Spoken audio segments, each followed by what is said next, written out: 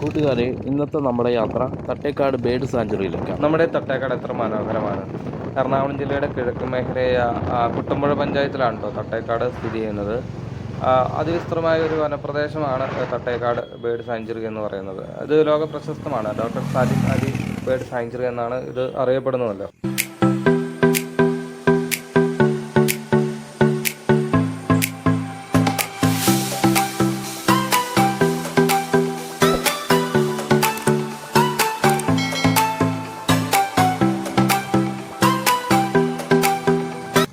നമ്മൾ തട്ടേക്കാട് എൻട്രി പാസ്സൊക്കെ എടുത്തിട്ട് നേരെ കയറി ചെല്ലുമ്പോൾ നേരത്തെ കുറേ അക്വേറിയങ്ങളൊക്കെ ഇവിടെ വെച്ചിട്ടുണ്ടായിരുന്നു. ഇപ്പോൾ ഇവിടെ അക്വേറിയങ്ങൾ കുറവാണ്.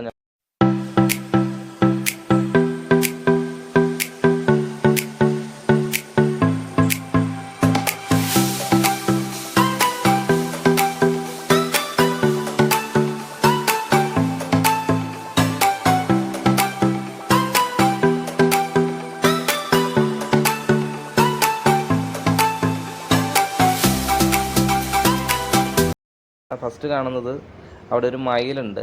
അപ്പോൾ മയിലിനെ കാണാത്ത കുട്ടികളൊക്കെ ഉണ്ടല്ലോ, കാണാത്ത ആൾക്കാരും ഉണ്ടാവും. അപ്പോൾ മയിലിനെ കാണാം. അത്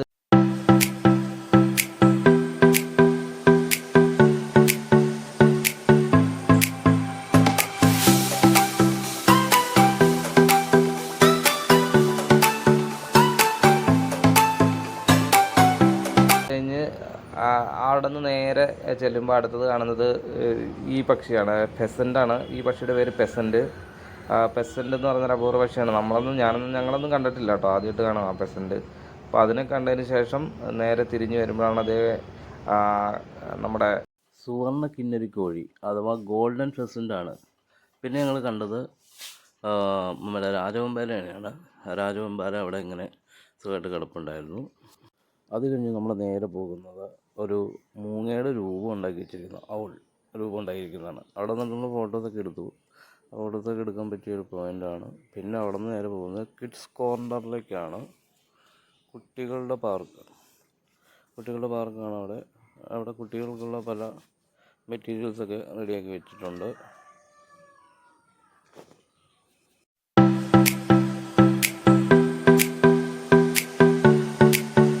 അതിനുശേഷം നമ്മൾ നേരെ പോകുന്നത് ഇവിടെ ഒരു ഫോട്ടോ എടുക്കാൻ പറ്റിയൊരു സ്പോട്ടുണ്ട് കേട്ടോ. അടിപൊളി ഒരു എന്താ പറയുക, ഓലയൊക്കെ വെച്ചിട്ട് ഈ ഫോട്ടോ കണ്ടു നോക്കി. ഇവിടെ ഇരുന്ന് ഞങ്ങൾ കുറേ ഫോട്ടോ ഒക്കെ എടുത്തു. 1-2 ഞാൻ ഇവിടെ ഇടാം. അത് കഴിഞ്ഞ് നേരെ ഒരു വാക്ക് വേയിലേക്കാണ് പോകുന്നത്. പിന്നെ കുറേ വാക്ക് വേ ആണ്. പിന്നെ അങ്ങോട്ട് പോയി കഴിഞ്ഞാൽ മുകളിലേക്ക് ആണ് കയറി പോകുന്നത്. നല്ല തണലായതുകൊണ്ട് നമുക്ക് സുഖമായിട്ട് നടന്ന് പോകാം.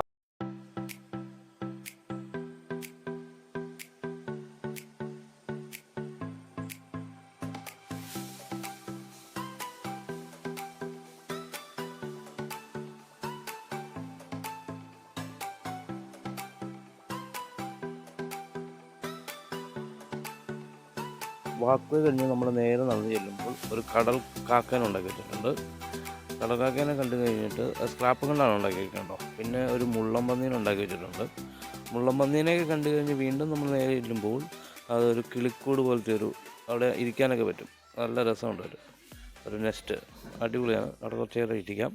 അത് കഴിഞ്ഞ് പിന്നെ നമ്മൾ താഴോട്ട് ഇറങ്ങുമ്പോഴാണ് പക്ഷികളുടെ പ്രജനനത്തെക്കുറിച്ചും അതിൻ്റെ രീതികളെക്കുറിച്ചും ഒക്കെയുള്ള സലിം അലി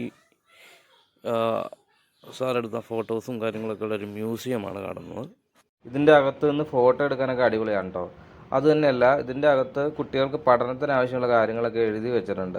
ബേഡ്സിനെ കുറിച്ചുള്ള കാര്യങ്ങളും അതേപോലെ ജീവചക്രങ്ങളും ഒക്കെ ഇതിൽ രേഖപ്പെടുത്തി വെച്ചിട്ടുണ്ട്.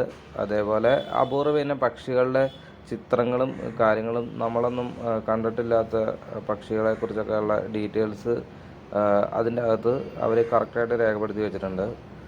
അപ്പോൾ കുട്ടികൾക്കൊക്കെ വളരെ ഇൻട്രസ്റ്റിംഗ് ആയിരിക്കും ഇതിൽ വന്ന് കയറി ഇതൊക്കെ കണ്ട് ഫോട്ടോ ഒക്കെ എടുത്ത് പോകുന്നത്. നല്ല ഇൻട്രസ്റ്റിംഗ് ആയൊരു കാര്യമായിരിക്കും.